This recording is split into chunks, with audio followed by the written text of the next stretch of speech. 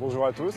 Aujourd'hui, on est à Paris, sous la neige, et on est devant le palais de l'Élysée, et on va aller rencontrer les argentiers.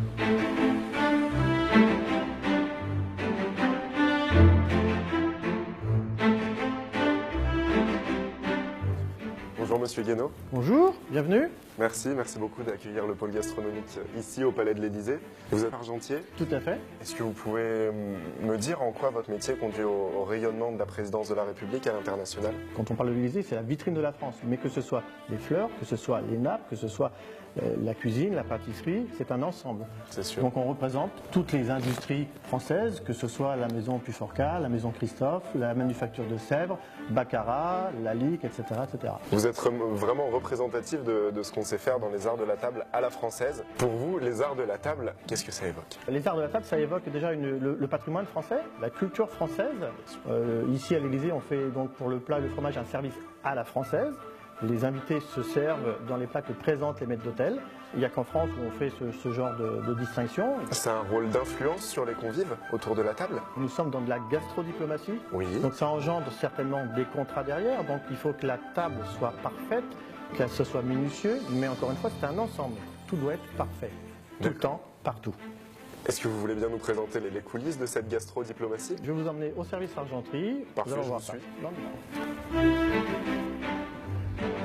Je découvre donc ici le cœur de votre métier, j'imagine. Exactement, la salle des coffres où une grande partie de l'argenterie est stockée, rangée, astiquée, nettoyée.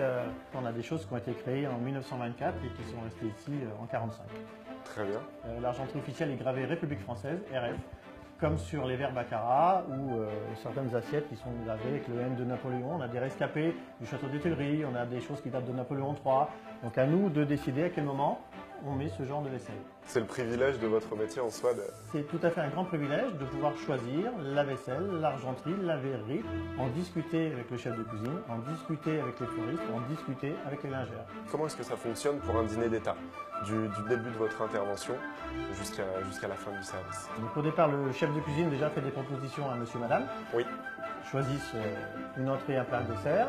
C'est validé par l'intendance. On va forcément, par rapport au menu, sortir l'argenterie, la désoxyder, la passer à la brunisseuse pour enlever les micro-rayures, nettoyer nos assiettes. Le jour du dîner ou du déjeuner, nous descendons tout ça dans les salles à manger et on installe les tables. Tout est mesuré, tout est aligné, tout est impeccable. D'accord. Le dîner se déroule, les maîtres d'hôtel font leur travail. Vous débarrassez, vous nettoyez et vous rangez ici. Tout à fait. Et tout est lavé à la main.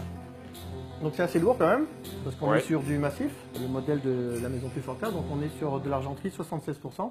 Très bien. Vous avez les couverts entremets, vous avez les couteaux à beurre, vous avez les couverts à poisson, vous avez des fourchettes à melon. On est en 1924, art déco, qui pouvait couper, piquer, manger avec un seul outil. Tout doit être utilisé, même s'il y a des choses qui sont plus adaptées au goût du jour, ça peut être des coquetiers, etc. Ça peut servir pour mettre une sauce, ça peut servir pour mettre un chromesky, ça peut servir pour autre chose.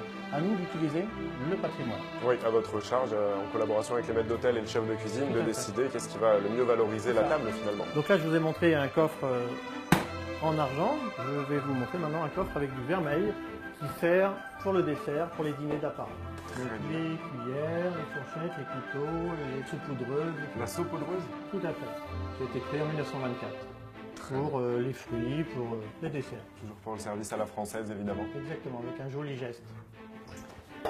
On voit ici une pièce d'argenterie particulière qui vous tient à cœur? Oui, ça fait partie des grandes pièces qu'on a ici au Palais, donc des pièces du 19e, Oui. de la maison Christophe, que l'on démonte, que l'on nettoie, que l'on passe à la brosse à dents, au coton-tige, au décapeur thermique, qu'on a appris à tarauder.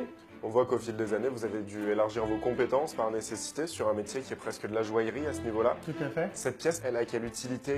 Vous la Elle présentez? est donc présentée dans les salons quotidiennement et quand il y a un dîner d'apparat, elle est fleurie par les fleuristes. Ça fait partie du patrimoine français, de la culture française. Elle est dans les premiers salons, donc les invités la voient en premier. C'est impressionnant de voir un objet aussi bien entretenu en fait. C'est là qu'on voit tout l'intérêt de votre métier. Il faut que le matériel que nous avons ici perdure et c'est pour ça qu'il y a des argentiers, un métier bien spécifique au sein du Palais de l'Élysée.